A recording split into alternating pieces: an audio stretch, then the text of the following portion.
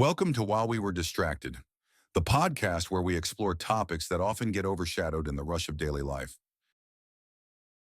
All right, so picture this. You're on the International Space Station, just kicking back, maybe doing some zero-gravity yoga, looking down at Earth. It's day 80 Oh, wow. of what was only supposed to be an 8-day trip. Yeah. And why the extended stay?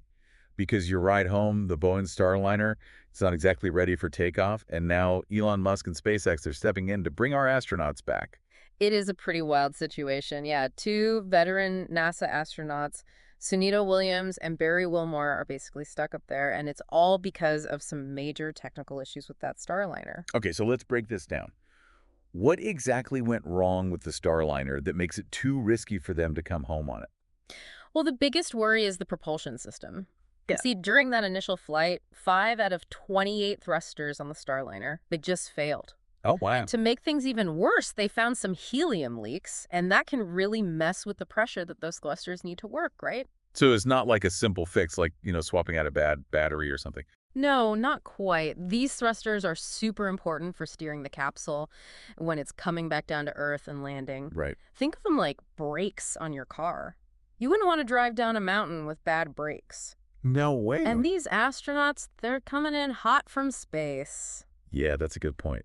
So what has Boeing been doing about all of this? I imagine they're under a lot of pressure to get this figured out. Oh, absolutely. They've been doing a ton of tests and running simulations down here on Earth. Yeah. Trying to really understand what went wrong, and they want to prove to NASA that they can fix it. But it sounds like NASA, they just weren't convinced. Right.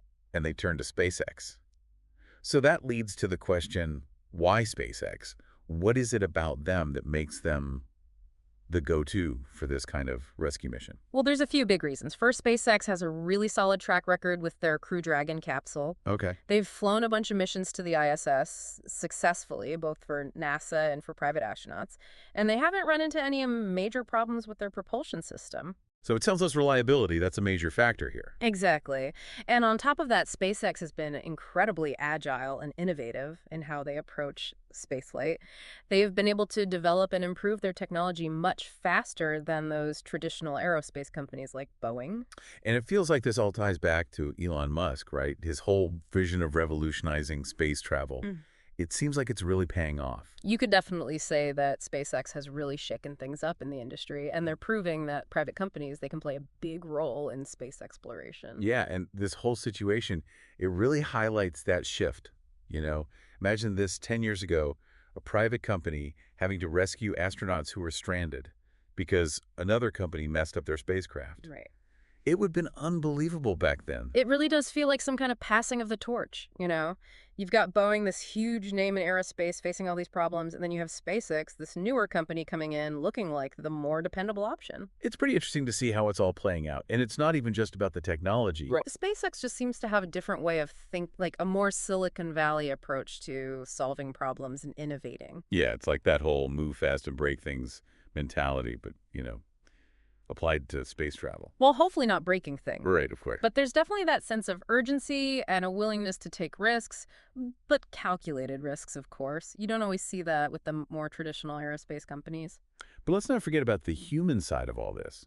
We have these two astronauts, Sunita Williams and Barry Wilmore, who are basically stuck up there on this unplanned extended vacation.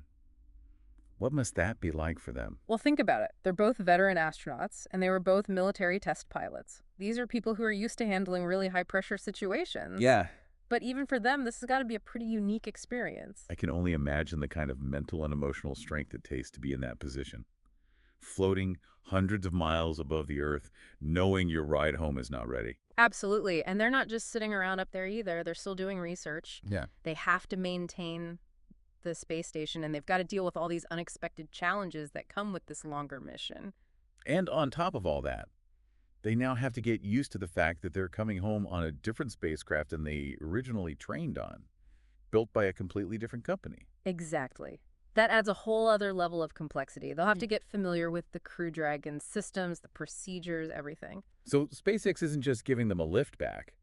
They're basically taking on the responsibility of getting these astronauts home safe. It's a huge responsibility, and it really shows how much NASA trusts what SpaceX can do. Okay, so let's get into the details. Yeah. How is this rescue mission actually going to work? Well, the plan is for SpaceX's Crew Dragon to launch at the end of September. Oh, yeah? But here's the thing, it's only going to be carrying 2 passengers instead of the usual 4. Oh, wow. They need to make room for Sunita Williams and Barry Wilmore when they link up with the ISS. So it's like a cosmic carpool. Exactly. And once everyone is on board the Crew Dragon, they'll stay connected to the ISS until February, and that's when they'll all come back to Earth together. It's amazing to think about all the coordination and planning that goes into something like this. Yeah. It's not just the technology. It's about countries working together, different space agencies and private companies all collaborating. Absolutely. It really highlights how complex human spaceflight is. We usually focus on the incredible technology, but there's a huge human element too, and it's just as important. And this whole situation really brings up some interesting questions about what space exploration will look like in the future. As we depend more on private companies like SpaceX, how does that change how different countries work together in space? It's a complicated question. On the one hand, you've got the potential for more innovation and efficiency when you bring private companies into the mix. Right. But on the other hand, you have to think about national interests and competition between companies and how all of that plays out in the world of space exploration. Right? It's almost like we're on a new frontier, not just in terms of space itself, but also in terms of how we approach and manage these incredible endeavors. Exactly. And as we go further into space, these questions are only going to become more crucial. We need to find that balance between the ambition and drive of private companies and the need for global cooperation and responsible exploration. It's a lot to think about. Yeah. But for now, let's focus on what's happening right now. We have 2 astronauts who are counting on SpaceX to bring them home safely. And if they get back home safe, it'll be a testament to how incredible human ingenuity is and the resilience of both the human spirit and the technology we've developed to push the limits of what's possible. It really makes you think about what other challenges we might face as we keep exploring space and what new solutions we'll come up with. That's the amazing thing about exploration. It's full of the unknown. It always makes us think differently, innovate, and figure out how to overcome obstacles. I think this whole situation, as unusual as it is, really reminds us that space exploration is still a very human thing. Yeah. It's about testing limits, taking risks, and in the end, coming together to solve problems and accomplish incredible things. Yeah. It really puts things in perspective. It makes you think about them up there looking down at Earth, knowing they're coming back, but in a totally different ship than they thought they would be. It really does show you that even with all the planning and the amazing technology we have, space travel still has risks. And it makes you realize how much we have to trust the people and the machines that take us up there. It's interesting, though, isn't it? This whole thing has put SpaceX in the spotlight, but it also shows how important it is for countries to work together in space. I mean, the space station itself, that's proof of what we can do when different countries team up. Oh, absolutely. And even in this situation with an American company rescuing astronauts from a spacecraft that another American company built, there's still a ton of international cooperation going on behind the scenes.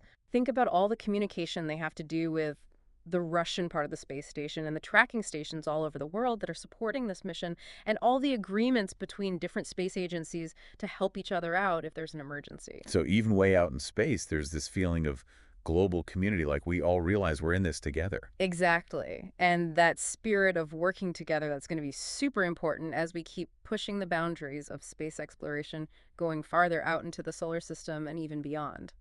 Well, on that note, I think we've reached the end of our deep dive today. Hmm. But before we wrap up, I want to leave our listeners with something to think about. This situation with the Starliner, it's really highlighted the challenges and the amazing achievements of human spaceflight. Yeah. It makes you wonder, what other close calls have there been in the history of space exploration? Those moments where things could have gone very wrong. That is a fascinating question, and I encourage everyone to dig into that history. Look into some of those near misses and the clever thinking that saved the day and the lessons we've learned along the way. It really makes you appreciate the incredible things we've done in space. It also reminds us that the story of space exploration is still being written. There's still so much out there that we don't know, and so many challenges to face, and so many incredible discoveries waiting to be made. So keep looking up at those stars, and remember the universe is filled with wonders just waiting for us to explore them. And the human spirit, it's capable of achieving things that seem impossible. Very well said. Until next time, keep exploring. Don't forget to like and subscribe for the next episode on While We Were Distracted.